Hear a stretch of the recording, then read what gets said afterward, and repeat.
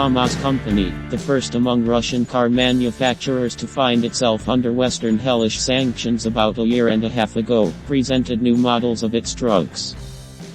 Let's start with the fact that over the past year KAMAZ launched the production of middle-class trucks called Compass. These trucks are models of the Chinese company JAC localized in Russia. First, Compass trucks with a gross weight of 9 tons and 12 tons went into mass production, and about a month ago they were joined by Compass 5 with a total weight of 3.5 tons. At the same time, the Compass 9 version with rear air suspension was introduced. Now KAMAZ is expanding the line of special versions of these Compass trucks, offering them to customers with various specialized bodies. It was difficult to imagine that under the conditions of harsh sanctions, KAMAZ would be able to keep in production its most modern model, known under the designation K5, because it had a lot of Western-made components. For example, the drive axle, gearbox, various elements of the brake system, cabin and engine. But KAMAZ designers and technologists did the impossible. In just a few months they managed to replace all Western components with their Russian or Chinese-made counterparts. For example, the drive axle and automated gearbox are now supplied by Chinese partners, and the cabin and engine are completely localized in Russia. Moreover, the working volume of the localized KAMAZ engine was increased from 12 liters to 13 liters, while power was increased and fuel consumption was reduced. But the most important thing is that the upgraded engine reaches maximum torque at much lower speeds, which makes the trucks more dynamic and economical.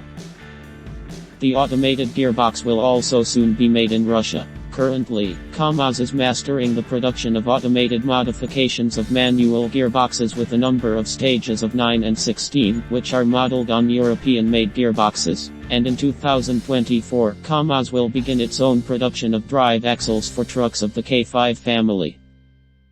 The most interesting thing is that this year KAMAZ completed the creation of a robot truck, which was developed on the basis of the same new truck tractor model K5.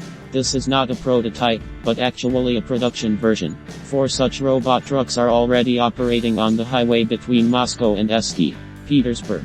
Although they have drivers in their cabs, these robotic trucks drive part of the way in automatic mode. Another new modification in the KAMAZ K5 family of trucks is a 3-axle all-wheel drive truck tractor, designed to work as part of a road train with a gross weight of 100 tons. It is designed to work in construction transportation, so its cabin is made less wide and high compared to the cabins of long-haul tractors. At the same time, this tractor has a strengthened frame and suspension, thanks to which the load on the fifth-wheel coupling device was increased to almost 22 tons. The engine is in its most powerful version, developing 560 horsepower.